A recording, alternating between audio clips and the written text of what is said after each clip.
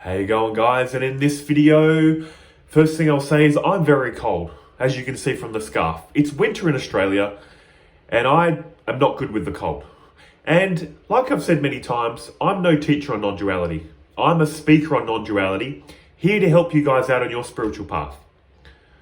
We're spiritual friends, so does it matter what I look like? I'm warm and I'm here to give knowledge. But in this video, I won't keep talking about my wardrobe choices in my own home. I'm here to talk about if you're into non-duality and your teachers that you're listening to aren't telling you this, in a sense, they're wasting your time. Now, you're going to do whatever you're going to do, think whatever you're going to think, feel whatever you're going to feel. But one thing I'll say is, if you've come to a teacher on non-duality and they're constantly telling you about your true self, your true self is the pure witness.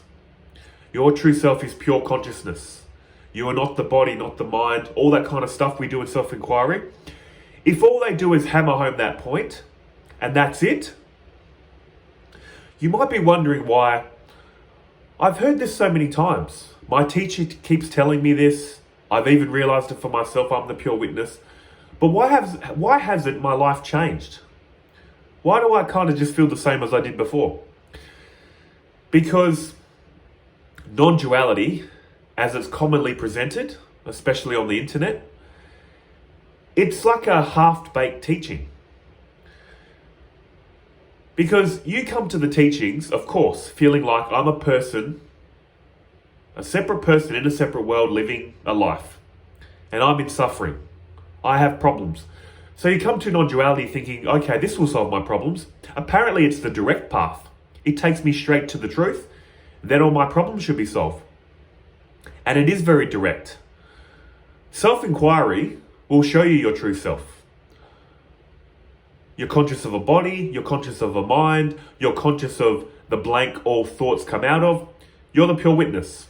I'm not going to go into detailed self-inquiry with you in this video. You would have heard it a million times. But what I'm saying is, once you get it and you go, yeah, I know what I am. I'm the pure witness, I'm pure awareness. Why hasn't my life changed? And if the teacher can't give you this answer, I'm here to help you out.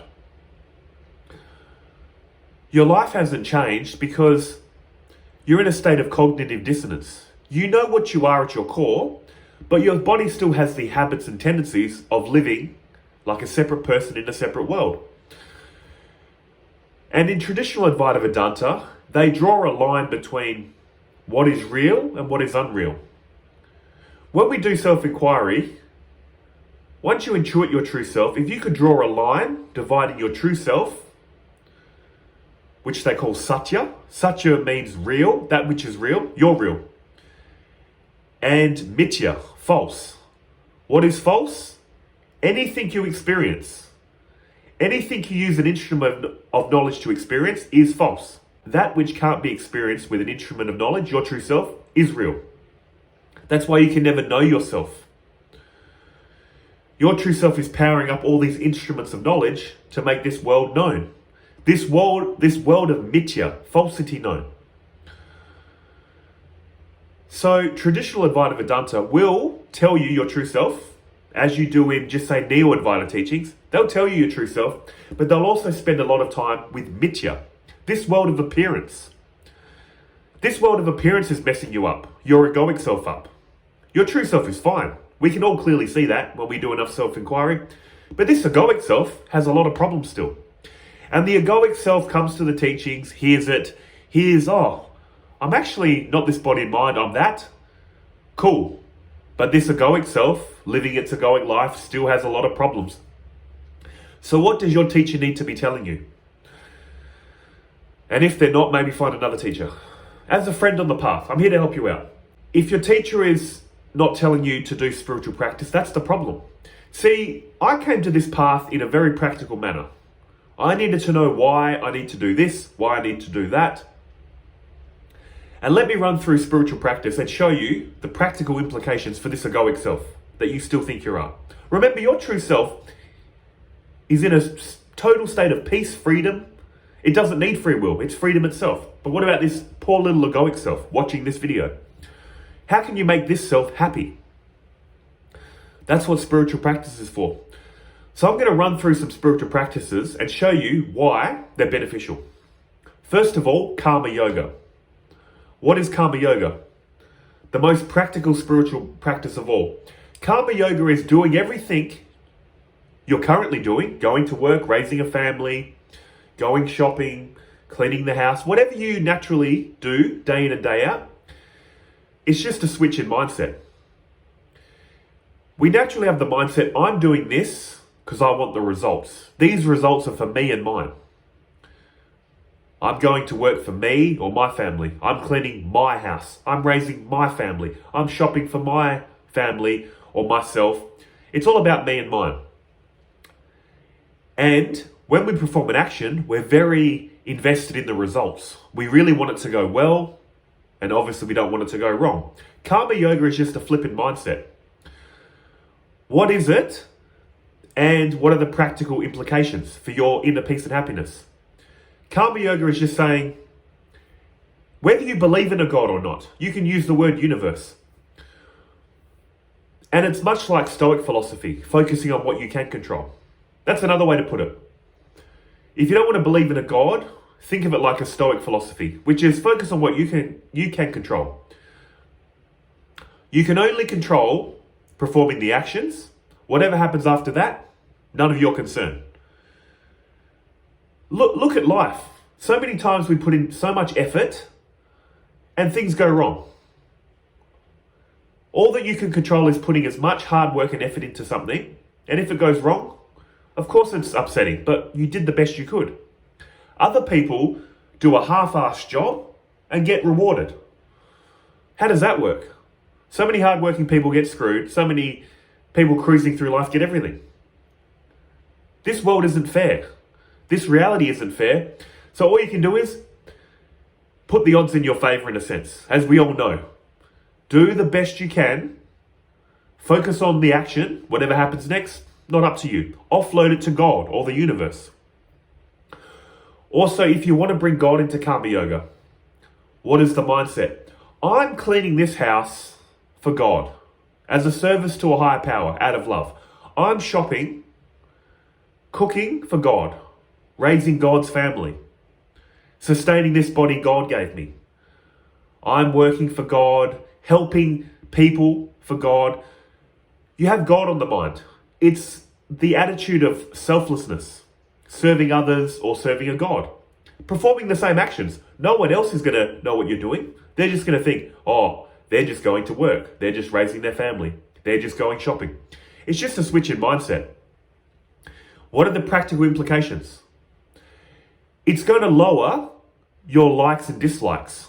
Again, why do we do anything?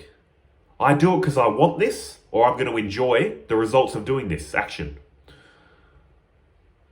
So what karma yoga is doing in a practical sense is just lowering your likes and dislikes.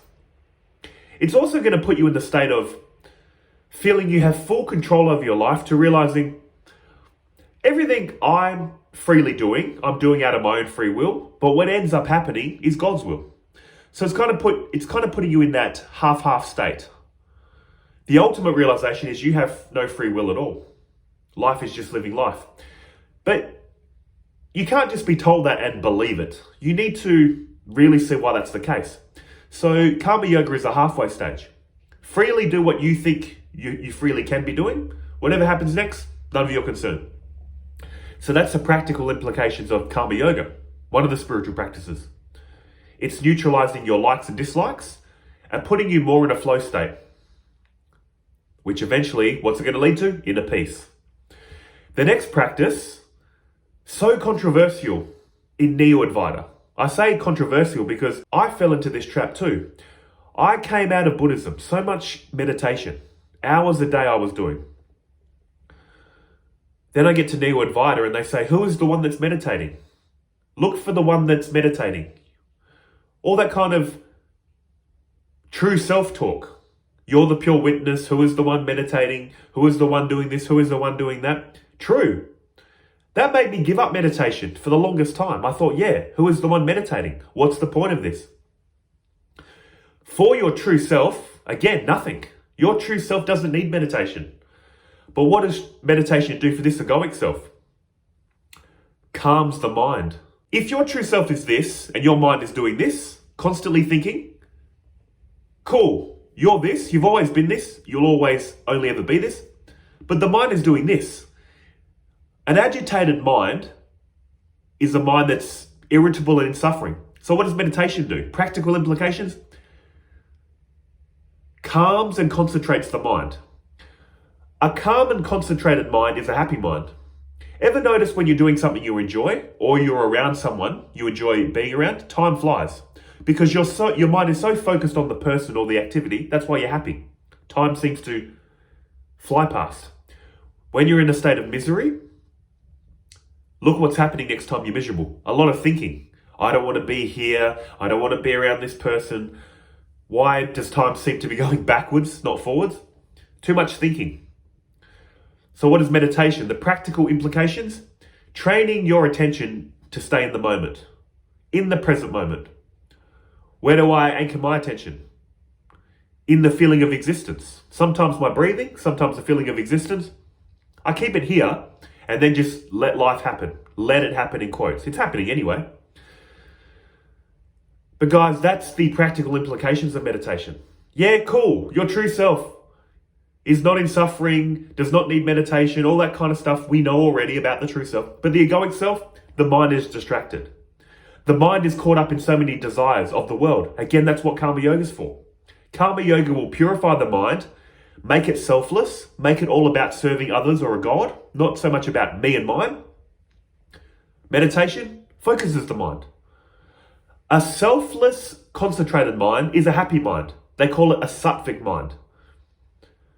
What is sattva? The three modes of material nature. Sattva is the mode of happiness, goodness, peace, harmony. Rajas is the mode of passion, desire, which breeds anger, which breeds anxiety, all that kind of stuff. All those negative traits. What is tamas? In the mode of ignorance. When you're dull, lazy, you can't be bothered. That causes misery. So many people are in tamas and they're just existing. They don't want to do anything. They don't want to learn anything. It's miserable. They can't get up and get things done. That's misery. Rajastic people can't sit still. They need to constantly be moving, the body and the mind. That's also suffering. What's a sattvic mind? If tamas is the inability to act and rajas is the inability to sit still, a sattvic mind gives you an option. When it's time to rest, you rest. When it's time to get things done, you get it done. That's why spiritual practice is always trying to give you a sattvic mind. A sattvic mind, whether you're enlightened or not, is a happy mind. And here's another one, whether you're spiritual or not. You need to be exercising and eating relatively healthy. Because all this works together. If you have a healthy body that you're regularly making it move, a moving body is a healthy body. A calm, still mind is a healthy mind. See what's happening there? Go out and exercise, eat healthy, move the body, give it healthy food, calm and purify and stable the mind. That'll give you a happy mind. So that's another spiritual practice. Exercise. So many people talk about the benefits of yoga. I have never done yoga in my life. But what do I do? Weight training. You can enjoy running, walking. So many people are indoors. I've had this happen, especially the days when I'm sick, when you're just indoors all day. And then you just go out to check the mail and it feels good just to be outside. A lot of people aren't even going outside. No wonder they're miserable and depressed. At least go for a walk. Get some fresh air. That's going to lift your mood anyway. So that is a spiritual practice in a sense. Exercise. Yoga, weightlifting, running, walking, exercise. Healthy body. So that's another spiritual practice, exercise. And don't worry, as always, I'm going to summarize all these in the end. The next spiritual practice, controlling the senses. We feed our mind so much garbage. We see so much crap, hear so much crap, then our mind gets filled with crap. You're getting fed so much negative content out there. Negative content, hearing it, watching it. It's like your mind is it's like a garbage tip. You're pouring all this garbage in the mind. And again, no wonder why your mind is tamasic or rajasic or dull and depressed. Too much crap from this world. That's why you need to control what you're feeding your mind. That's why if you're around constantly negative people, you might want to have a break. If you're constantly watching negative content, you might want to have a break. That's another spiritual practice, controlling your senses. See, you might be hearing this like I would have when I first got into this and thought, yeah, I get it. There's good people and bad people. You want me to be a good person. But why? You know why? Because you start realizing, oh, I get why. Because all this garbage of the world is just irritating the mind. So stay away from garbage, listen to positive content, spiritual content, whatever you want. It doesn't have to be spiritual, just something that's uplifting, that's calming, that's relaxing. Then you'll have a calm mind with calming thoughts, whether they're spiritual or about the world. You don't want to keep piling junk in there. The next spiritual practice I'll recommend is controlling your speech. And I've found this through a lot of trial and error. Don't give advice unless people ask for it. Let them talk. And if they ask for advice, give advice. And also, don't expect them to take your advice. Many times people ask for your advice, you give it, and they don't follow it. So that's all right. But basically, all I'll say is speak less. Also, when you speak in a nice way. Don't use harmful speech. Some people out there, if they're not complaining, if they're not talking bad about others, they're not speaking. They have so much hate in them. They're giving off so much harm through speech. There's a way to tell someone something in a nice way or a blunt way. And many times you can go about it in a calm, polite way, and they'll get the message. There's a way to craft your speech to understand where they're coming from, but also give your point of view. So speak in a loving way. If you're very harsh and critical and don't give a solution at the very least, what are you doing? You just enjoy hating the person. You just enjoy being harsh. So that's another thing. Speak less, and when you do, make it productive. Try to avoid gossip and hateful speech. Again, why? Just so you can be a goody two-shoes? No, I haven't said goody two-shoes for years. That was funny. But no, again, every time you have hateful speech, harsh language, it's irritating your mind. So again, it's all about you. Don't get this twisted. It's going to help others, all these practices, but it's helping you. You don't want hate in your heart. You don't want hate in your mind. And just to review, what was the point of all these spiritual practices that your teachers should be telling you? Because once you realize your true self is peace itself, is love itself, freedom itself, good for your true self. But what about this egoic self? Don't you want this egoic self to be happy? Yes, that was the whole point of this whole project to begin with. So what all this spiritual practice is doing is aligning the egoic self with the true self. When they are in total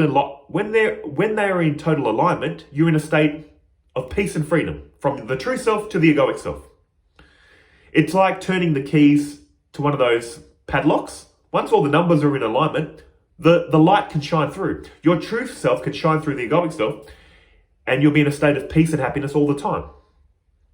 So just quickly to review the spiritual practices, let's go from the gross to the subtle. The body should be exercising and eating healthy.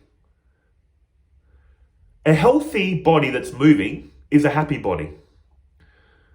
Also, when this body is in the world performing actions, instead of doing it for me and mine, I'm doing it for me and my family, myself, my whatever. That doing it in the mode of selfishness, practice karma yoga. Do everything you were doing before, but think about it as, I'm doing this for God or for others. The mindset of service. Again, how many times have you done a half-assed job and things work out? And how many times have you done such a good job and it doesn't work out? You don't know the results. You don't know the end result. It's not up to you anyway. It's up to the universe. It's up to God. So with that mindset, do everything you are currently doing, but with the mindset of service, offloading the results to God. So at the level of the body, that's what you should be doing. Healthy eating, exercise, karma yoga. When we move in a bit closer, your speech. Speak in a nice way, in a loving way. There's a way to tell people they're doing the wrong thing, but in a loving way. You don't have to be so harsh and critical. Why?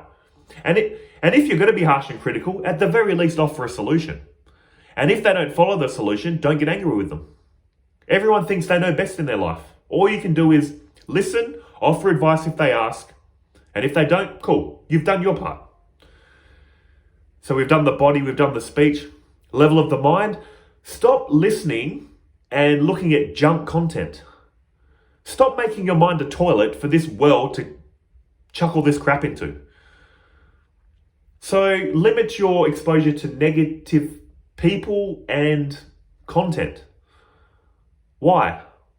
Why should you do that?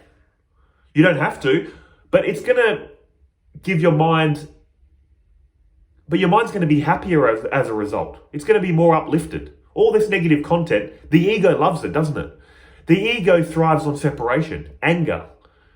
So your ego is addicted to this stuff because the ego, it's like an energy drink. Fear, anger, hatred. The best you can do is avoid this kind of stuff as much as you can. Deeper still, the mind. Why do meditation? Again, meditation is a tool for calming the mind. A distracted mind is an irritable mind. Meditation is a practice of concentrating the mind, focusing on the breath as you move about life, the feeling of existence, focusing on God, whatever you want to focus on, make it one-pointed. A one-pointed mind is a happy mind. I think that's everything I covered. So if you can see what's happening here, you've realized your true self, no doubt. You're the pure witness. You're not in suffering. You ask no questions. You need no answers. You're always in a state of freedom. Why do you need free will? Yes, realize that. But at the level of the body and the mind of the ego, how do you make this egoic self happy and in alignment with truth? Everything I mentioned. Once all that lines up, it's like unlocking a padlock, and the truth that you are will shine through this egoic self. It'll flood you with peace and happiness, and you'll be spreading peace and happiness to everyone you interact with. And that's why I said your teachers need to be telling you this. And some of them may not be telling you this because, come on, most of us just want quick results. Just tell us the highest truth and we'll be on our way. Especially in the Western mindset, I've noticed. Give me the quick, fast results. Give me the direct path. I don't have time for this long, scenic path of religion or spiritual practice. Just get to the point. Yes, they'll get you to the point, but how's it going to change your life? Not very much. And this is why, just to wind down this video, Advaita Vedanta traditionally was taught to a qualified student. A qualified student, just like when you go to university these days, you can't just rock up and go, yeah, I want to be a doctor or something. Can you teach me? No. You need to go through all these courses and training to become a doctor. To be qualified to even learn how to be a doctor, you need to go through, I'm obviously not a doctor, I don't know, but there's a preliminary stage you need to get to before you can even be considered to be taught how to be a doctor, medical school. In the same way, Advaita Vedanta was taught to a qualified student, a student that was practicing everything I was saying. Basically, a lot of spiritual practice, concentrated mind and a pure mind. When you come to the teachings like that, you're already in a state of acting within accordance of oneness. You've already got a sattvic mind, so once you learn the truth, it shines very easily. But if you haven't come to these teachings like that, guess what? There's no way out of this. You might have intuited your true self, but why are you still miserable, grumpy, angry, feel like this isn't changing your life? Because, sorry, you didn't do the spiritual practice in the beginning, so you've got to do it now. No matter what there's no way out of it. Realize your true self, act in alignment with the truth, then you're good to go. And to be honest, look, if non-duality is not for you, you don't have to do this, of course. Realize some cool knowledge about yourself. Oh, I'm pure consciousness, and then go about your life. No one's forcing you to do anything. But all I'm saying is, and what these traditional teachers are saying is, once what you know is in alignment with how you act and how you think and feel about the world, then you're going to get all the benefits. As simple as that. So if your teachers aren't telling you that, I don't know, maybe find another teacher.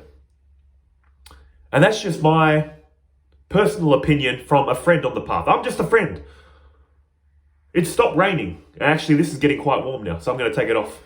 So, as always, guys, thanks for watching, and I'll see you beautiful people in the next one. Take care.